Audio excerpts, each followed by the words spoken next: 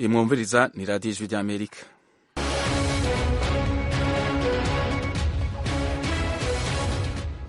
iradiyo ijwi ry'Amerika isamiranira i Washington DC mu Kirundi no mu Kinyarwanda. Mu Burundi ni ku mirongo migufi ku metero 19 na 22. Mu Rwanda mutwumvira kuri FM 104 n'ibice bitatu Kigali na FM 93 n'ibice bitatu Karongi. Muri Uganda mutwumvira kuri Voice of Muhabura kuri FM 88 n'ibice 9 Kisoro. Ikaze mu makuru yo kuri no mugoroba mugiye gushikirizwa nanje Fide niyo ngabo. Mu Burundi abaganga batanu barimwo ubutwara akarere k'ubuvuzi ko mu ntara ya Mwaro bari mu minwe y'iperereza kubera gusaba ko umushahara wabo uduzwa. Ico tuzi ni uko ico bafungiwe ata amategeko byakurikije kandi gusaba agashahara n'ibisanzwe kubisiremwa abakozi babwiye basaba agashahara bazokwama basaba amashahara bashaka rero ko badasaba agashahara bo akazi kazoba gahagaze burundu. Uyo ni Meransa Kizimana atwara urunani FNSS ruhurikiyemwo amasendika n'amashirahamwe yo mu gisata c'amagara y'abantu mu Burundi. Leta zunze ubumwe za Amerika yagabishije ko ishobora gufatira ibihano abategetsi b'u Rwanda na Repubulika ya Demokarasi ya Kongo. Umunyamabanga mukuru w'ishyirahamwe ONU Antonio Guterres yateye akamo kadasanzwe kuko amahoro agaruka muri Repubulika ya Demokarasi ya Kongo ni mu gihe ingwano itera yiyongera mu buseruko bw'igihugu. Perezida wa Mexique yatangaje ko Mexique yakiriye abimukira bagera ku bihumbi 11 birukanywe na Leta zunze ubumwe za Amerika kuva ku itariki 20 y'ukwezi kwa mbere igihe Perezida Donald Trump yatangura imirimo yiwe. Aya makuru hamwe n'ayandi tubafitiye ni mu kanya gatoyi, mugume hafi y'amaradiyo yanyu.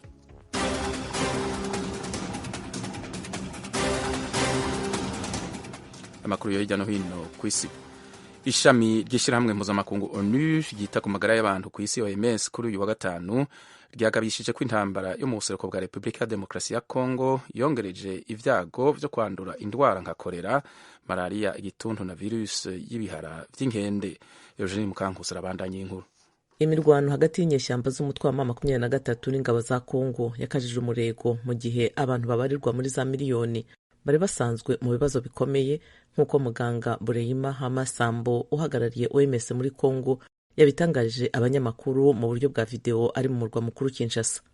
OMS yatangaje ko abantu 600 bakekwaho ko barwaye kolera kandi ko abantu 14 bapfuye mu kwezi gushize mu ntara ya Kivu ya ruguru, aho ibikorwa remezo bitanga amazi byahagaritswe n'ubushyamirane bigatuma indwara zibasha gukwirakwira. Ishami rya ONU ryita ku buzima rivuga ko ubushyamirane bwagize ingaruka no ku bikorwa bya OMS byo gutanga urukingo rw'ubushita bw'inkende mu burasirazuba bwa Kongo. Muganga Sambo avuga ko 90% by'abarwayi b'ubushita bw'inkende bari mu bice by'ibitaro mu kato bahunze kandi ko gutanga urukingo byahagaritswe iminsi 10. Uyu muganga yongeyeho ko zimwe muri gahunda z'ikingira zasubukuwe tariki 5 y'uko kwezi kwa kabiri nyuma y'uko M23 itangaje hagarikwa ry'imirwano, ariko ko umwuka utari waba mwiza kandi ko ibintu bishobora guhinduka igihe icyo ari cyo cyose. OMS yavuze ko mu mirwano iheruka abantu batari munsi y'ibihumbi 382 bakomeretse kandi ko abandi 843 bapfuye. OMS navuga ko ibitaro n'ibyumba by'uburuhukiro byarengewe ikurikije raporo z'ibigo nderabuzima byo mu mujyi wa Goma n'ibiri hafi yaho. Urakoze Eugenie. Perezida wa Mexique Claudia Sheinbaum kuri uyu wa gatanu yatangaje ko Mexique yakiriye abimukira bagera ku bihumbi 11 birukanywe na Leta zunze ubumwe za Amerika kuva ku itariki 20 y'ukwezi kwa mbere igihe Perezida Donald Trump yatangura imirimo yiwe. Dusubire dutega amatwi Eugene Mukankusi. Perezida wa Mexique yasobanuye ko uwo mubare ukubiyemo abagera mu bihumbi 2500 badakomoka mu gihugu cye. Mu ntangiriro z'iki cyumweru, Perezida wa Mexique yumvikanye na Perezida Trump kuba ahagaritse imisoro ikanganye ku bicuruzwa bituruka muri Mexique. Ku ruhande rwe yemeye kohereza abapolisi 100 bo kurinda umupaka w'igihugu w'amajyaruguru ku ruhande rwa Amerika mu rwego rwo kurushaho kugabanya umubare munini w'abimukira bawambuka bajya muri Amerika. Mu kiganiro yagiranye n'abanyamakuru mu gitondo cyo kuri uyu wa gatanu nk'uko ahora bigenza, Perezida Claudia Sheinbaum yongeyeho ko Mexique nayo yasubije iwabo abimukira bo muri Honduras bajyanywe n'indege abandi baciye inzira y'ubutaka. Cyakora yashimangiye ko gutaha bitari ku gahato. Yabitangarije abo banyamakuru agira ati, ni ku bushake, tuzabaherekeza kugira ngo bashobore kujya mu bihugu byabo kavukire. radiyo ijwi rya amerika i washington dc muri leta zunze ubumwe za amerika ubushikiranganji bw'indero bwuguruye itohoza kuri kaminuza zitanu ku bibazo vy'urwango rw'abayahudi. Thomas Kamirindi araduha ibindi. Aya mashuri ni Columbia University iri mu mujyi wa New York, Northwestern University yo muri leta ya Massachusetts, Portland State University yo muri leta ya Oregon, University of California Berkeley muri leta ya California na University of Minnesota yo muri leta ya Minnesota. Mu itangazo yashyize ahagaragara, Minisiteri y'Uburezi inenga cyane uburyo izi kaminuza zitwaye mu myigaragambyo yo gushyigikira Palestina no kwamagana Isirayeli, imyigaragambyo yabaye kuva mu kwa kane kugera mu kwezi kwa karindwi 2024 kubera intambara yo muri Gaza. Minisiteri y'Uburezi isobanura ko itazihanganira ko zikomeza kwirengagiza ku bushake bwashinze imizi imibereho myiza y'abanyeshuri b'Abayahudi. Minisiteri y'Ubuzima nayo yatangaje ko igiye gufungura anketi ku rwango rw'Abayahudi mu mashuri makuru y'abaganga 4 ariko ntiyashyize ahabona amazina yayo. Mu cyumweru gishize President Trump yasinye iteka rishyiraho ingamba zikomeye zo kurwanya amatwara n'ingengabitekerezo byibasira Abayahudi. Mu byo riteganya harimo ko abanyeshuri b'abanyamahanga bagiye muri iriya myigaragambyo bashobora kwirukanwa ku butaka bwa Leta Zunze Ubumwe za Amerika.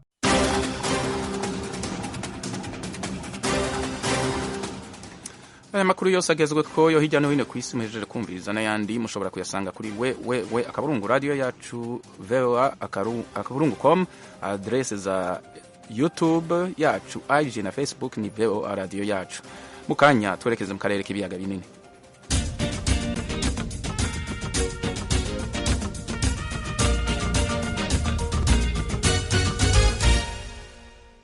Leta Zunze Ubumwe za Amerika yagabishije ko ishobora gufatira ibihano abategetsi b'u Rwanda na Repubulika ya Demokarasi ya Kongo imbere y'inama igenewe gutorera inyishu intambara itera ikomera kurushiriza mu buseruko bwa Kongo, nk'uko urwandiko rw'ubushikiranganji bujejwe imigenderanire bwa Amerika rubivuga.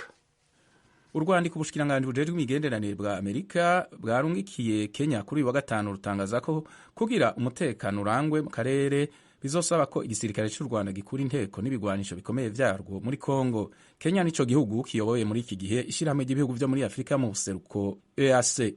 Ubwo rwandiko rutangaza ko mu gihe Amerika iriko isaba impande zombi zihanganye guhagarika imishamirano, izokwiyumvira ibihano ku mpande zitazokubahiriza ibisabwa, harimwo abategetsi b'igisirikare n'aba leta mu bihugu bihanganye vyombi. Kongo n'u Rwanda biragirizanya uruhagarara rurangwa mu buseruko bwa Kongo, aho abagwanya ubutegetsi bo mu mugwi M23 bafashe umugwa mukuru w'intara ya Kivu yo mu buraruko. Muri iki gihe ariko bafata ibindi bice mu buseruko bw'igihugu. Inama ikomeye y'abategetsi b'ibihugu vyo muri Afrika mu buseruko na Afrika mu manuko yatangiye kuri uyu wa gatanu mu gihugu ca Tanzania. Bitezwe ko Perezida wa Kongo Felix Tshisekedi n'u Rwanda Paul Kagame bayitaba. Perezida Kagame yagirizwa na leta ya Kongo n'ishirahamwe mpuzamakungu ONU n'ibindi bihugu bikorana vyo mu burengero bw'isi kwaho ibigwanisho kandi ashigikiye abagwanya ubutegetsi bo mu mugwi M23. U Rwanda rwagumye ruhakana ivyo birego. Mu kwezi kw'indwi k'umwaka urangiye, ubushikiranganji bujejwe ikigega muri Amerika bwarafata ibihano Alliance Fleuve Congo, runani rw'abagwanya ubutegetsi rurimwo umugwi M23, inyuma y'uko bafashe Goma, igisagara kinini kurusha ibindi mu buseruko bwa Kongo. Mu ndwi irangiye, abagwanya ubutegetsi bo mu mugwi M23 ku munsi wa gatatu w'indwi barigaruriye ikindi gisagara gicukurirwamwo ubutare. Ni mu gihe bariko batera baja ku mugwa mukuru w'intara ya Kivu yo mu manuko Bukavu, mu birenga ku gahengwe bari batangaje ku ruhande rwabo. Ibiro vy'ishirahamwe ONU bijejwe gukurikirana ibikorwa vyo gutabara ku munsi wa gatatu vyamenyesheje ko abantu n'imiburiburi 2,800 bapfuye mu ngwano iherutse kubera mu gisagara ca Goma.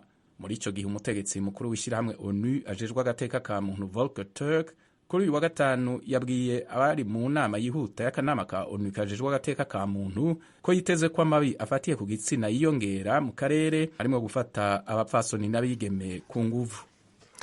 Umunyamabanga mukuru w'ishirahamwe mpuzamakungu ONU Antonio Guterres yateye akamo kadasanzwe kuko amahoro agaruka muri Repubulika ya Demokarasi ya Kongo ni mu gihe ingwano itera yiyongera mu buseruko bw'igihugu. Antonio Guterres yagabishije ko ibintu bimeze nabi cyane mu gisagara ca Goma. Ni mu gihe abantu ibihumbi n'ibihumbi bishwe, abandi ibihumbi amajana n'amajana bavuye mu vyabo bivuye ku ruhagarara rubandanya kurangwa mu buseruko bwa Kongo. mu vyo yatangaje imbere y'inama zikomeye z'ishirahamwe ry'ubumwe bwa Afurika na EAC, ishirahamwe ryerekeye iterambere ry'ibihugu vyo mu karere ko muri Afurika mu mpanuko SADC n'urwego rw'ishirahamwe ry'ubumwe bwa Afurika rujejwe amahoro n'umutekano, Guterres yasavye ko ingwano ihagarara bidatevye. Yavuze ko atanyishu ya gisirikari hari ku ngwano muri Kongo. Naho abagwanya ubutegetsi bo mu mugwi M23 batangaje agahengwe, leta ya Kongo yaravyiyamirije mu kuvuga ko ari amayeri. Yavuze ko ingwano ibandanya mu bindi bice. Guterres yariyamirije ihonyangwa ry'agateka ka muntu, harimwo gufata abafasoni n'abigeme ku nguvu, kwinjiza abantu ku nguvu mu gisirikare no kugeramira utwigoro two gutabara abanyagihugu. Antonio Guterres azoja i Addis Abeba mu ndwiza mu nama y'urwego rw'ishirahamwe ry'ubumwe bwa Afurika rujejwe amahoro n'umutekano. Ibiganiro bizoshimikira ku vyerekeye kugarukana umutekano mu karere ka Afurika y'ibiyaga binini. Kuri uyu wa gatanu, umuyobozi w'ishami ry'ishirahamwe ONU rijejwe uburenganzira bwa muntu Volker Turk yatangaje ko ibintu bibi cyane bishobora kuba biri imbere mu ntambara iri kibera mu buseruko bwa Kongo, harimwo n'ibikorwa vyo gufata abafasoni n'abigeme ku nguvu, asanga bizokwiyongera. Idonido kuri iyi nkuru na Eugene Mukankusi. Ibi yabivugiye mu nama yihutirwa y'akanama ka ONU gashinzwe uburenganzira bwa muntu yasabwe na Kongo ngo hakorwe iperereza ku ihohoterwa rikabije ry'uburenganzira bwa muntu yamaganira ku mutwe wa mama 23 bivugwa ko ishyigikiwe n'u Rwanda. U Rwanda rwagiye rubihakana. Aba barwanyi bafashe umujyi wa Goma kandi bigaruriye n'uturere twinshi. Umuyobozi w'ishami rya ONU ryita ku burenganzira bwa muntu Turk yabwiye abari bari mu cyumba cy'inama barimo abadiplomate n'imiryango iharanira uburenganzira bwa muntu i Geneve mu Busuwisi ati: nihatagira igikorwa, ibibi bishobora kuba bitaraza bizagera ku baturage bo mu burasirazuba bwa Repubulika ya Demokarasi ya Kongo n'abo hakurya y'imipaka y'igihugu. Ati abo bose bavuga ari kijyana bagomba kugira icyo bakora vuba na bwangu bagahagarika ibi bintu biteye agahinda. Turk yavuze ko yakuwe umutima n'amakuru yagiye ahagaragara muri raporo ku gufatwa ku ngufu, gusambanywa n'uduco tw'amabandi no gusambanywa bucakara. Uyu muyobozi yavuze ko ibi bishobora kuzarushaho gufata intera ibintu n'ibigumu uko biri ubu. Intumwa y'u Rwanda yahakanye ibivugwa ko ari rwo nyirabayazana, avuga ko rufite ibimenyetso by'igitero gikomeye umuturanyi warwo Kongo yashakaga kugaba.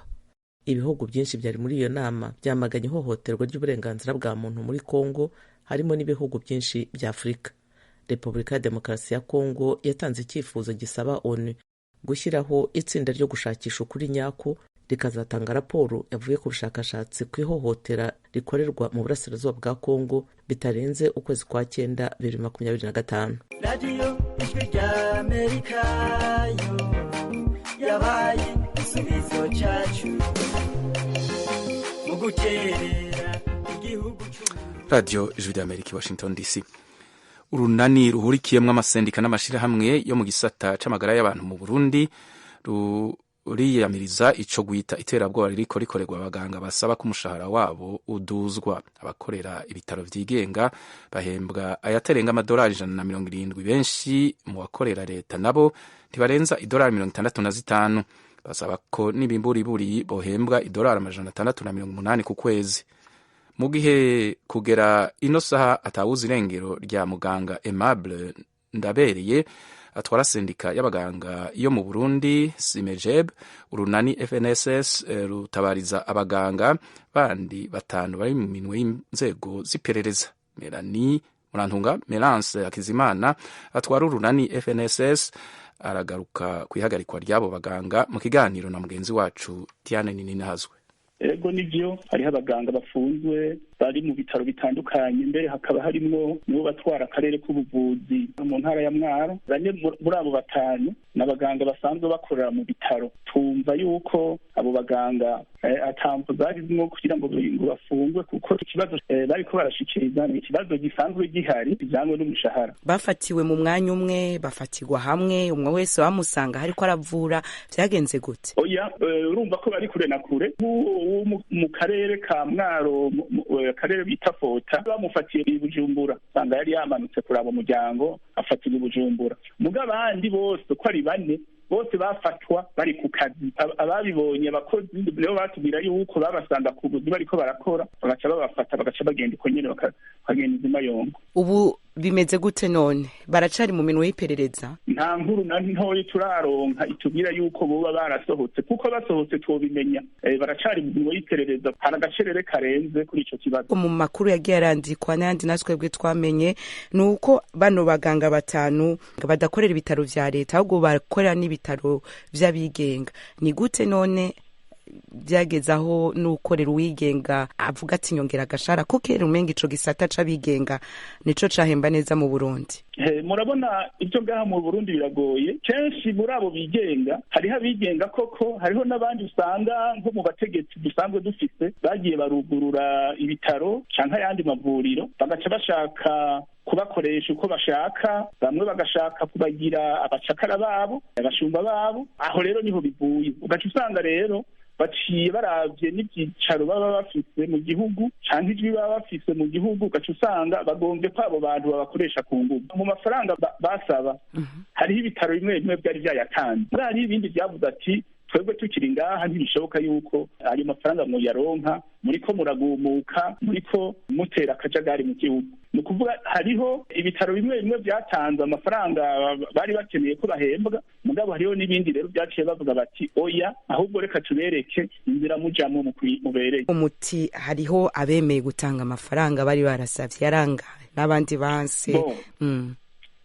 Uko twavyumvise nuko bagize inama baravuga bati n'imiburiburi umumetre generaliste ntiyohembwa amafaranga ari munsi y'imiliyoni 2. Uko bavuga bati benshi naho muri ayo mavuriro yigenga ibiciro vyaraduze, consultation zaraduze, imiti barayidugiza uko bashaka, service zose zikorerwayo zaraduze, none ni kuki ibindi biciro vyoduga? No kuvuga ivyo muganga wawe bakora ntibiduga. Muri iki gisata kirimo ingorane ku buryo umenga ivy'amagara y'abantu ntivyitaweho, ugamusanga rero abajejwe igisata c'ubuvuzi abagikoreramwo ntibafashwe neza cane. Amasendika ari mu gisata c'amagara y'abantu twama dusaba kugira tuganire n'abategetsi babutwara, umugabo vyaranse ntibishoboka. Ico tuzi ni uko kugeza uno munsi ico bafungiwe ata amategeko vyakurikije, kandi gusaba agashahara n'ibisanzwe kuvyisiremwa. Abakozi babwiye basaba agashahara, bazokwama basaba amashahara. Bashaka rero ko badasaba agashahara, ni ukuvuga ko akazi kazoba gahagaze burundu. Abagaruka kuri aka kantu ngo rega ngo hari n'igihe usanga igihugu ata amafaranga gifise. Leta y'u Burundi none yishura gute? Babwiye ati turafise nitubaha canke nidufise, nico gituma atariko turaduza. Hari nyinshi baha ico kibazo nsano wagitangiye inyishu. Iyo abantu bataganira nta nyishu ziheza ngo ziboneke. Murumva igihe bari bashikirije ico kibazo aho kuganira ko baciye bavuga bati jamu gasho. Ikibazo rero naho gifatiye hajya ikiganiro ni ikintu gikomeye. Tube turareka no mu kazi no mu muryango, ikiganiro ni ikintu gikomeye. Naye ahandi subukene butuma abakozi canke abandi batumvikana, subukene na gatoyi. Oya, ntawe uzosaba amafaranga hatari, mugabo muri ayo make ahari asabikaniwe neza, umwe wese bamuha agaciro abereye, aca aronka n'amafaranga yari kuronka hafatiye ku butunzi igihugu gifite. Nuko vyatoza kugenda, mugo urumva ko atariko biri. Bamwe barashavura, abandi kubera afise inguvu gaca yitwaza inguvu ati wenda gufunga, gaca usanga rero ingorane ziradutse. Habuze ikiganiro bagafata inzira yo gufunga abantu, nta nyishu bitora, agasho nikigeze gatora inyishu na rimwe. Hari icizere coco cuko hazogera igihe bakicarana bakavuga bati iki kibazo tugitorera umuti guke, kuko si ubwa mbere. Kera twavyumva cane muri babandi bakora za CNLS na hehe n'ahandi, ariko urumva ko vyatandukiriye n'abaganga bakora mu mavuriro yigenga. Hari icizere cuko umuti utogwa? Umuti utegereza gutorwa nyene, umuti utegereza gutorwa. Naye handi udatowe uno munsi bibaza ko ari abaganga batanu, kizokwandukira abakozi bose kibandukire, kuko umukozi ategereza kubahirizwa mu kazi kiwe. Umukozi ntiyaremewe gufungwa, ntiyaje ku kazi ngo aje mu gasho. Umukozi murakora mwumvikana, avuga ati nyungururiza agashahara kanje kisurunuru, mukavugana ukuntu vyogenda. Erega haje nawe abivuga kuko aba yabonye ico yinjije. Ijwi rya Amerika ryagerageje kurondera abajejwe ubushikiranganji bw'amagara y'abantu mu Burundi, ariko nta n'umwe yemeye kutuvugisha kuri iki kibazo. Igihe bazoboneka tuzobashikiriza ivyo badutangarije.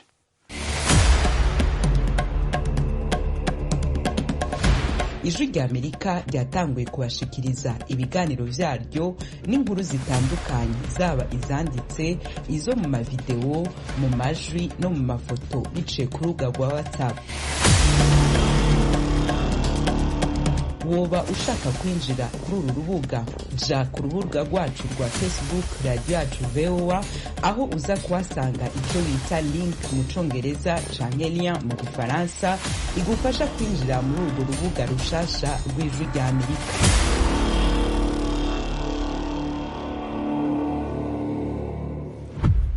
Mwandanya kumviriza radio Ijwi rya Amerika isamirani Washington DC mu Kirundi no mu Kinyarwanda. Israel iriko irategura ko abanyapalestina benshi bava mu ntara ya Gaza, naho perezida wa leta zunze ubumwe za Amerika Donald Trump avuga ko Israel izoshira Gaza mu maboko ya Amerika inyuma y'intambara. Thomas Kamirinda araduha ibindi kuri inkuru. Iyi ntambara yo muri Gaza yatangiye ku itariki ya 7 y'ukwa 10 2023 yaturutse ku gitero cy'umutwe w'abanyapalestina wa Hamas muri Israeli. Hamas yishe abantu hafi 1,200, abarenga 800 muri bo n'abasivili. Yatwaye bunyago abandi 251.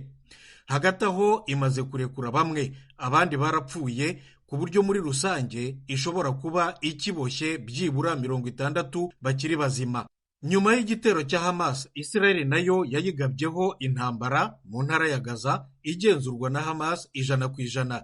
Minisiteri y'ubuzima ya Hamas muri Gaza yemeza ko iyi ntambara imaze guhitana abanyapalestina barenga 47,500. Naho Israeli ivuga ko imaze kwica abasirikare ba Hamas byibura 17,000. Nyuma y'iyi ntambara hazakurikiraho iki? Guverinoma ya Israeli yategetse igisirikare cyayo gutegura ukuntu abanyapalestina bazava mu ntara ya Gaza ku bwinshi banyuze inzira z'ubutaka, inyanja n'ikirere, ariko ntisobanura aho bazajya. Minisitiri w'intebe Benjamin Netanyahu avuga ko bashobora kuzagaruka Gaza imaze gusanwa no kubakwa bundi bushya. Umunyamabanga mukuru wa Loni Antonio Guterres abyita kurimbura ubwoko. Ni ngombwa rwose kubaha no kubahiriza amategeko mpuzamahanga. Ni ngombwa kwirinda guhanagura ubwoko. Naho perezida Trump wa leta zunze ubumwe za Amerika yabanje gutangaza ko igihugu cye kizigarurira Gaza. Leta zunze ubumwe za Amerika izafata intara ya Gaza kandi izayisana, izayubaka. Nyuma yaho perezida Trump yanditse ku mbuga nkoranyambaga ko Israeli izashyira intara ya Gaza mu maboko ya leta zunze ubumwe za Amerika nyuma y'intambara, kandi ko nta basirikare ba Amerika bazajyayo. Hamas ihamagarira abanyapalestina bose kurwanya uyu mugambi wa perezida Trump wo kwigarurira Gaza.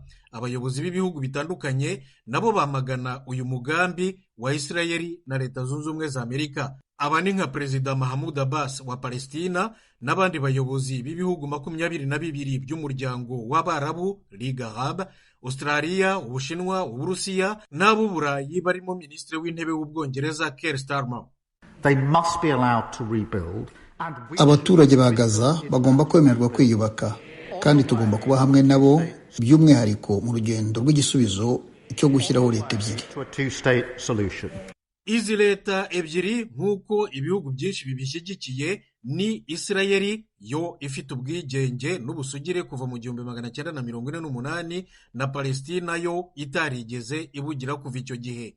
Nyamara rero si ubwa mbere abanyapalestina baba bavuye mu byabo ku bwinshi. Nko mu 1948 abarenga 700,000 barahunze ubutagaruka bajya mu bihugu by'abaturanyi. Bo ubwabo babihaye izina rya Nakba, bishatse nko kuvuga ishyano. Naho intara ya Gaza muri iki gihe ifite abaturage bagera kuri 2,000,000. Urakoze Thomas kuri iyo nkuru. Tuve mu karere ko mu buseruko bwa hagati y'isi tugaruke mu karere k'ibiyaga binini, aho mu Burundi abakozi ba leta bakukurutse mu mwaka wa 2023 basaba umukuru w'igihugu gushira mu ngiro ingingo ibemerera agashahara kangana n'ako kwezi kwa nyuma mu gihe bari mu zabukuru. Uretse ko barungitswe mu karuhuko k'izabukuru batavyiteguriye, amadeni bari bafashe mu mabanki arabateye ikibazo cyo kuyishura. Ni inkuru y'Ijwi ry'Amerika yifatanije n'abakunzi baryo, mushikirizwa na Thierry Vendayishimiye. mu mwaka w'ibihumbi 2023 umukuru w'igihugu c'u Burundi Evariste Ndayishimiye yarasohoye itegeko rigabanya imyaka yo gukukuruka iva kuri 65 ija kuri 60. Iryo tegeko ryatumye abakozi ba leta bashikana imyaka 60 bari biteze gukukuruka ku myaka 65 baja mu karuhuko k'izabukuru. Mu kwezi kw'indwi umwaka w'ibihumbi 2023 abakozi ba leta bagira ku 3,354 bakukurikiye icarimwe bizeye ko bagiye kubandanya bahembwa ayangana n'umushahara wabo w'ukwezi kwa nyuma bari mu kazi ka leta nk'uko biri mu ngingo y'105 y'itegeko nimero 1/03 ryo kuwa 8 z'ukwezi kwa kabiri umwaka w'ibihumbi 2023. Bankumuremyi Hermani yahora ari umwigisha kuri lise ya Rumonge ntiyari yiteze gukukuruka ku myaka 60. Ibi bijanye no gukukuruka twarubiriwe ntitwateguwe, byabaye ibintu bije gihuruduka tutavyiteguriye. Benshi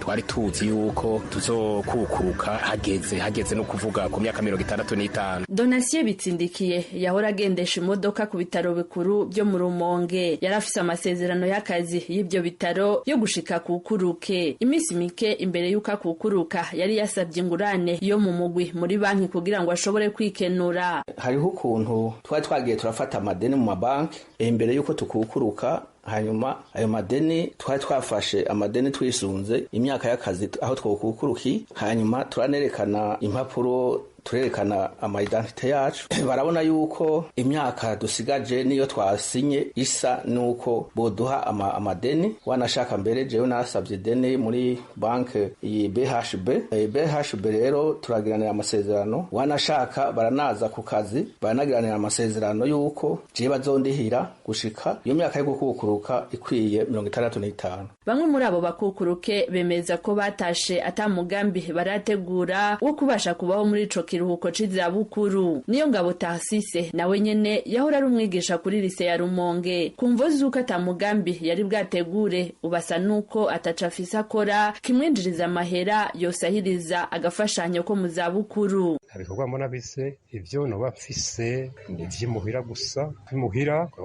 gusa kogwa tugusukura ahuri adogwa kinyuma y'urugo kigo cyaduto duto gusa ntabine bise sino ubuzima buragoye cyane atugoye gose kuko tugiye ca ruguru.